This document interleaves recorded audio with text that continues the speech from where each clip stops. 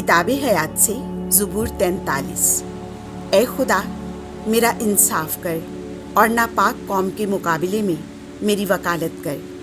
फरेबबाज और बदकिरदार आदमी से मुझे छुड़ा, क्योंकि तू ही ए खुदा मेरी तवानाई है। तो तूने मुझे क्यों तर्क कर दिया है? मैं दुश्मन के जुल्म से क्यों गम करता फिरता हूँ? अपना नूर और अपनी सच्चाई जाहिर कर कि वो मेरी रहबरी करे। वो मुझे तेरे कोहे मुकद्दस और तेरे खैमों तक पहुँचा दे। तब मैं खुदा की कुर्बानगाह के पास जाऊँगा, हाँ, खुदा के पास जो मेरी खुशी और मेरी शादमानी है, और मैं बरबत बजाते हुए तेरी हम्द करूँगा।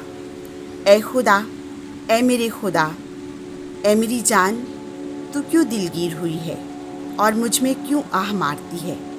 खुदा पर भरोसा रख, क्योंकि अब भी मैं उसकी तारीफ़ करूँगा, जो मेरे चेहरे की निजात और मेरा खुदा है। आमीन।